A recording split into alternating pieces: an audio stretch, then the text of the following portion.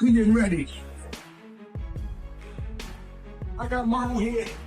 We call it left. His left. His body here.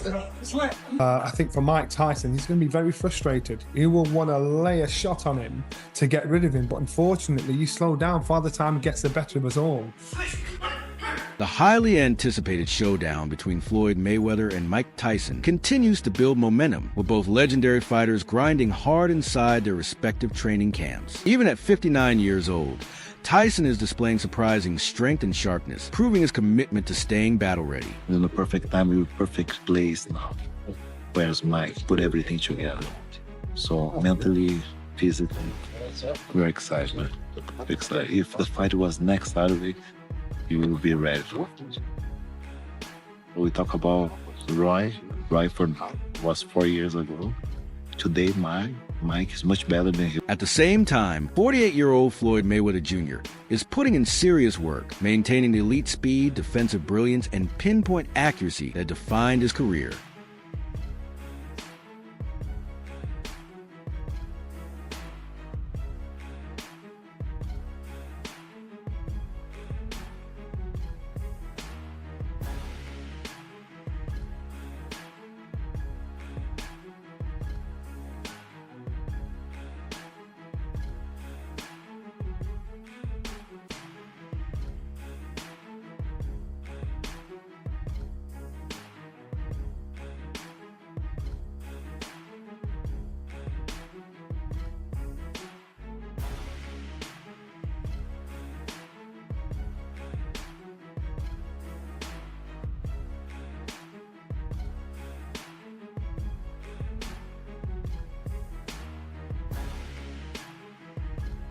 Mike Tyson's trainer, Rafael Cordero, has praised Tyson's current condition, describing him as extraordinary for his age. According to Cordero, Tyson still looks crisp in the gym and is handling demanding workouts, sparring sessions, and conditioning drills with notable power and focus. It's just different. I've worked with some very exceptional athletes throughout my life, and they're all remarkable in their own way, but Mike's just a whole different animal. What we doing? We'll do one more set. Get 12 reps. It's the heaviest we've gone on this. So just focus on perfect form for 12 reps. 233 today. Contact for 230. 12 is all we need. I'm over to 225, 228. Up. Lean mean. Big Lean chest. mean. 1, there we go. 2, 3, 4, good work. 8, 4 more. 9, 10, 2 more, Mike. 11, and 12. On the other side, Floyd Mayweather Jr. has officially begun preparing for the Tyson exhibition, working the pads, and once again displaying the quick hands and fluid movement that made him one of boxing's most elusive fighters.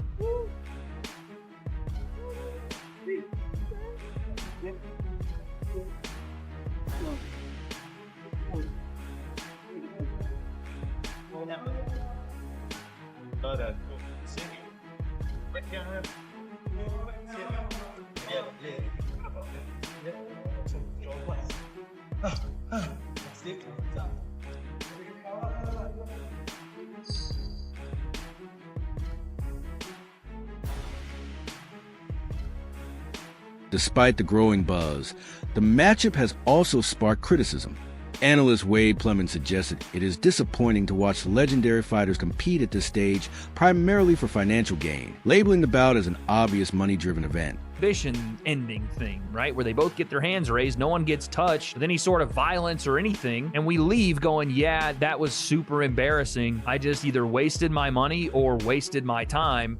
But hey, good for Mike and Floyd that they got paid. You know what I mean? Like, they're asking us to watch a boxing match. We're going to go watch some sort of attempt to perform, but it won't be anything close to what we want. So yeah, man, I just think it's sad. I think it's embarrassing for Floyd mainly that he needs to keep doing this, and maybe a little bit for Mike. I feel more bad for Mike than anything. I feel a little bit more embarrassed for Floyd after flexing all that money for years and years to have to come back, and the tax man needs his 20 mil and the debt collectors need their 50 mil, and now he's in a lawsuit with Showtime because it's clearly becoming a financial issue with Floyd. That's an embarrassing thing for him, but maybe the same with Mike. It's just more sad. Like, you look at Mike like, damn, dude, this is what we have to do. Former world champion Johnny Nelson also weighed in on the upcoming exhibition between Floyd Mayweather Jr. and Mike Tyson. He focused on the stylistic and physical challenges of the matchup, pointing out the major differences in size and speed between the two icons. Nelson questioned how those gaps would be handled and whether special rules might be required to balance the contest.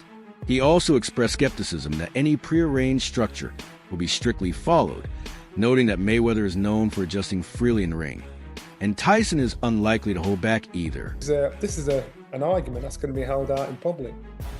How's this going to work, though? Because there's such a big disparity in size. As you said, there's going to be a huge difference in speed as well. Are there going to have to be some special rules in place for this fight? Well, if there are rules, nobody's going to stick to them. I don't believe in a million years Floyd Mayweather is going to stick to any script that's been written in regards to this exhibition. And I don't think Mike will either. I don't think, if there's anything scripted, allegedly, they said with Mike and Jake Paul, I don't think whatever's written down, there's going to be anybody sticking to the rules, because this is beyond what we see on TV. This is beyond this is personal. These two guys worked together previously and still do. Nelson further described the event as feeling more personal than a typical exhibition. He referenced the limited positive history between the fighters and the tension that appears to exist. He also addressed the age factor, reminding fans that Tyson has already shared the ring with significantly younger opponents, such as Jake Paul, highlighting the physical challenges of performing at a high level beyond one's athletic prime. In Nelson's view, the mix of age, experience, and competitive pride makes this particular exhibition unusually volatile. His analysis underscores how this matchup blends legacy, personal history, and individual skill into a spectacle that goes beyond a standard exhibition bout. I think when it comes to a fan's favourite, I'm quite sure most of the fans I'd love to see Mike Tyson put Floyd in his place, and that's probably what will be the attraction as well. But you've got to remember, Mike Tyson's 59 years old. You've got to remember, Floyd Mayweather is still hitting the bag in the gym. He's still moving around, even though he's 48 years old. So you've got to remember that. So you're going to buy into it, no matter how disgusting you think this fight is, no matter what complaints you have about it, you're going to buy into it because you're going to see an argument played out in real life, real time. Yeah, but can you understand, though, why a lot of fight fans don't want to see this? They don't want to see two guys who are past their best, two great champions, go out and fight each other and maybe tarnish their career in some way. Completely.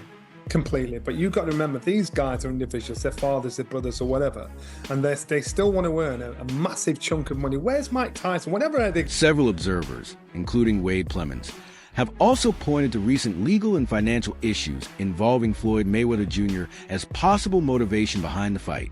Mayweather has reportedly filed a major lawsuit in California against Showtime Networks Incorporated and former Showtime Sports president Steven Espinoza.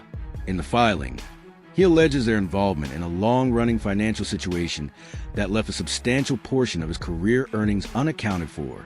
According to the complaint, Mayweather claims roughly $340 million from purses, including earnings from his blockbuster fights with Manny Pacquiao and Conor McGregor, was redirected into accounts outside of his control through allegedly misleading documentation and restricted financial records.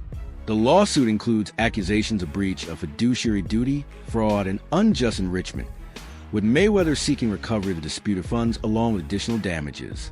Some analysts interpret this legal battle, combined with his continued exhibition appearances, as a sign that financial considerations may be influencing his post-retirement decisions. No sense how he looked coming up to the Jake Paul fight. He had abs again, which was crazy at 58, turning 59, man. If I have a portion of that still left at that age, then fair play to him. But yeah, man, this is sad. I don't have really any other words other than just this is disappointing. It speaks to the real problem in single athlete sports and really all sports. If you're mismanaging your money, and listen, there's a lot of money in boxing right now. And there was a lot of money in boxing when Mike Tyson was great, and there was a lot of money in boxing when Floyd was great. But if you don't have the right people around you, if you have people you can't trust, then it shows how scummy this business has been for a very long time. The Don King robbery of Mike Tyson. Apparently, allegedly, Floyd is saying Showtime and Al Heyman have done the same to him. We'll see how true that is. But if you're out here mismanaging your money, or people are mismanaging and stealing your money. At the same time, other voices in the boxing community have taken a more sympathetic view of veteran fighters participating in exhibitions.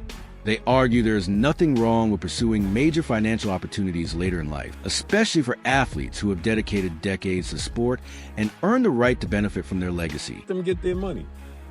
They're going to make a lot of money. Mike Tyson makes the money to give to his kids. Floyd makes the money to show us, right? Let them make their money. Why not? It's the exhibition style.